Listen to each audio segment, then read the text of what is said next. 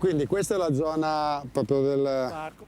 Cioè, quindi lo stadio diventa qua. Pensa a te che qui ci faranno una piastra da 7 ettari di calcestruzzo di cemento armato alta 8 metri, su cui costruiranno poi lo stadio e tutti gli altri palazzi, gli altri edifici. Però i parcheggi non ci stanno, cioè ci sta solo un pezzo nella piastra qua, e poi tutti gli altri devono essere sbattuti di là.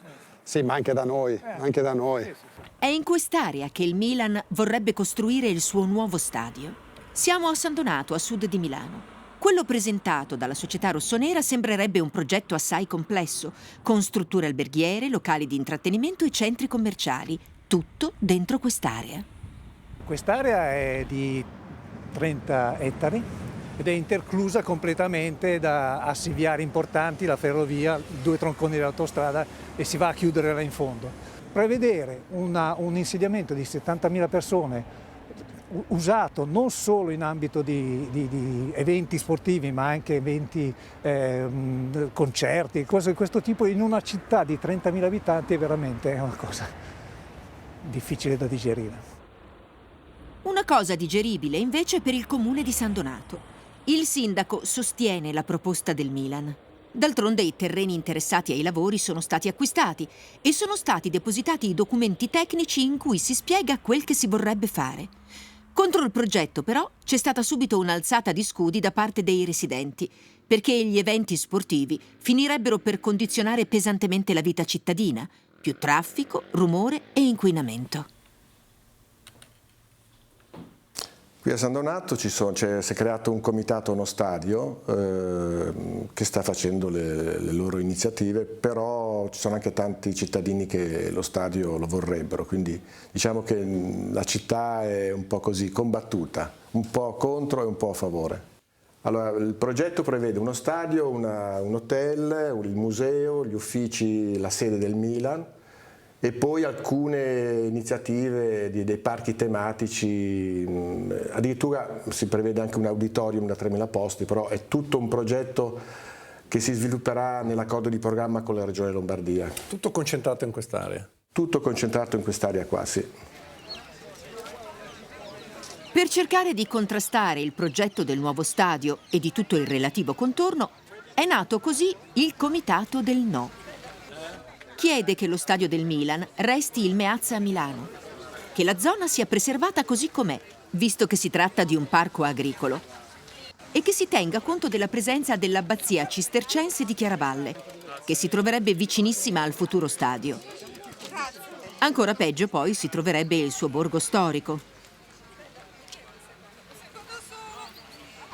La distanza dal campanile, proprio per fare un esempio, siamo intorno ai 700-800 metri. Rispetto al borgo di Chiaravalle, che ha un borgo intatto, quasi intatto di Milano, saremo intorno ai 500 metri.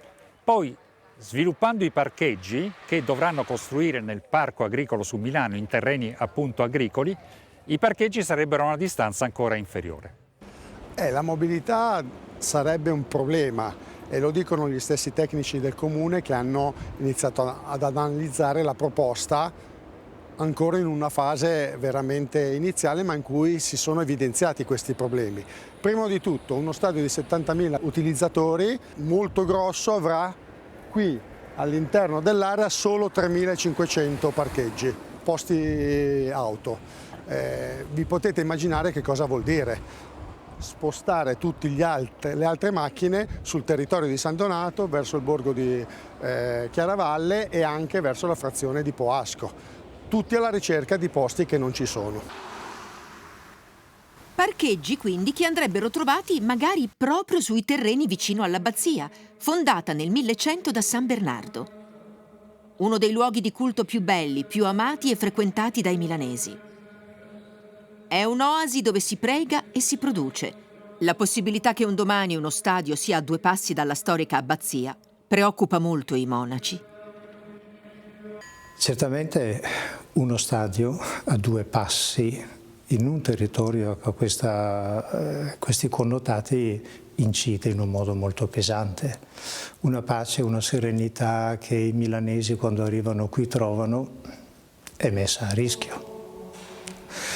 La nostra stessa presenza, non dico che ce ne andiamo, mi intenda, però evidentemente si viene a stravolgere la configurazione di un territorio. Inevitabilmente una presenza e una costruzione di questo genere viene a cambiare anche il dato proprio di natura. Il territorio merita tutt'altro, la valorizzazione della sua bellezza artistica, la valorizzazione del suo percorso storico, perché questo territorio ha più di 1000 anni di storia, era un sistema abbaziale, anche dentro l'area dello stadio si trovava una cascina che faceva parte delle grange, cioè delle cascine collegate all'abbazia di Chiaravalle. C'è qualcuno che teme, ma altre persone, altri cittadini dicono i vantaggi sono talmente elevati che si può anche in qualche modo così accettare dei disagi nelle giornate degli eventi, delle partite, insomma, perché poi si tratta poi di una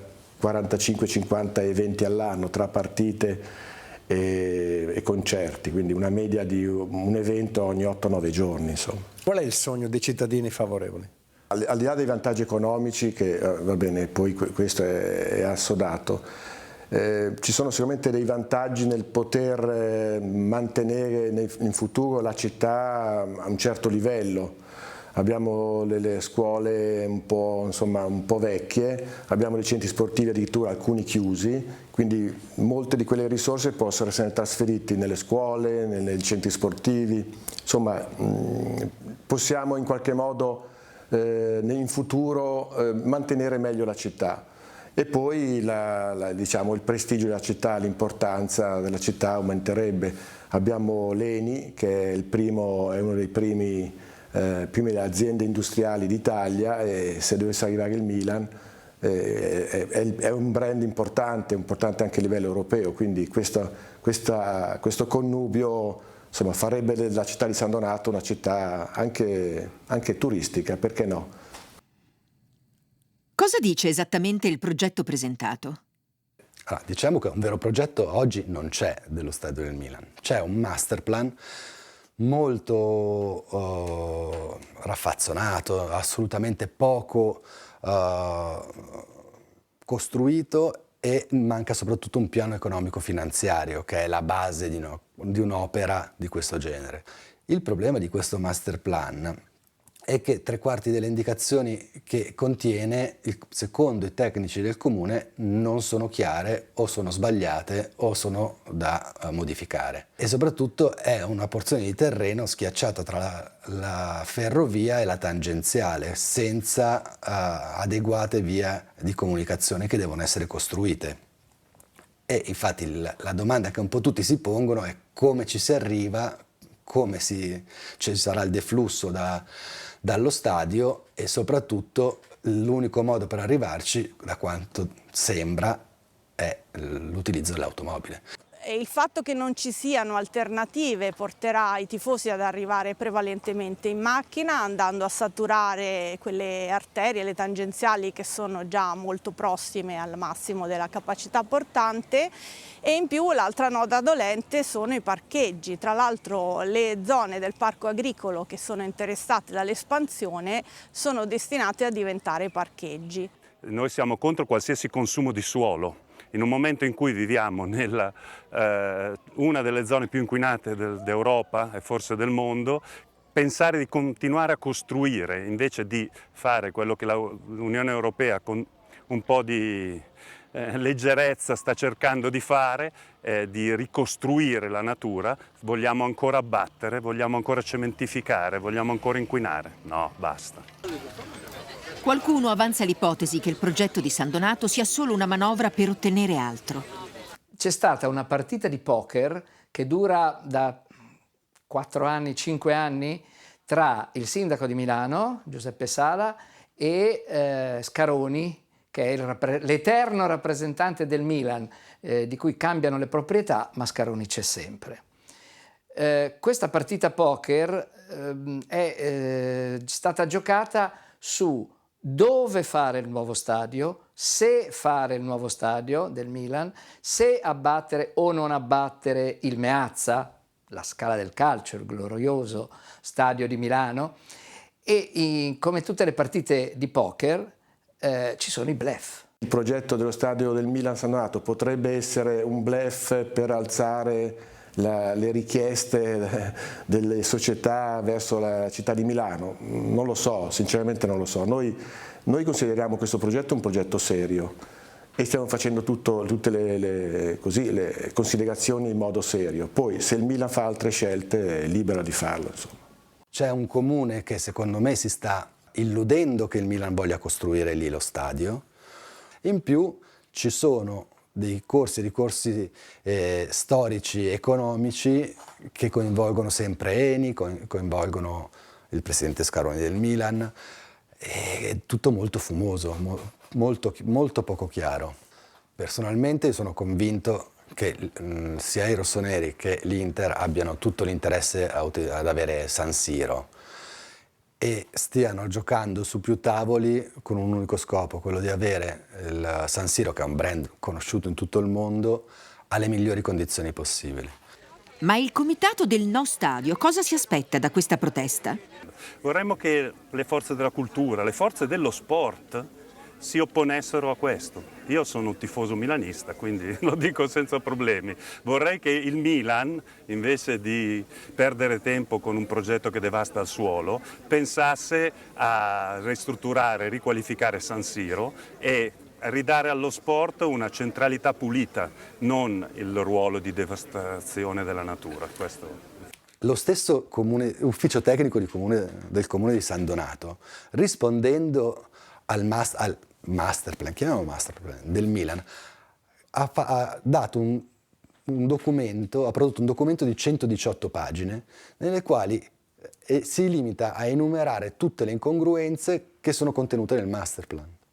E diciamo che alla parte parcheggi, trasporti, dedica un buon 25 pagine. Tra l'altro con delle chicche assurde, non so, i tecnici del comune dicono al Milan: ok, tu hai fatto delle proiezioni di traffico, però il problema è che le hai fatte rilevando il traffico nel periodo del lockdown, che non può essere considerato il periodo di riferimento del traffico normale della città.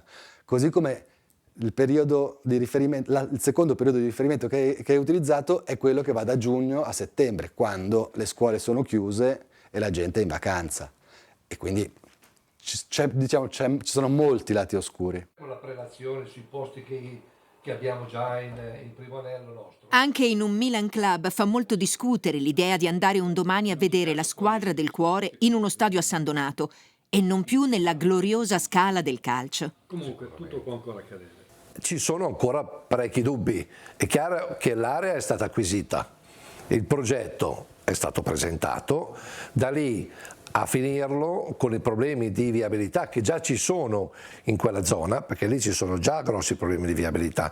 Aggiungere non tanto lo stadio in quanto tale, ma è tutta la struttura che vogliono fare, quindi ci sono alberghi, ristoranti, c'è Casa Milan, c'è lo stadio, ci saranno i concerti, quindi è una zona dove, come spesso succede purtroppo nella politica, prima devi fare le infrastrutture, pensare alla viabilità, agli ingressi e agli usciti della città, e dopo fai quello che vuoi fare. Il problema in questa partita è l'operazione immobiliare attorno allo stadio.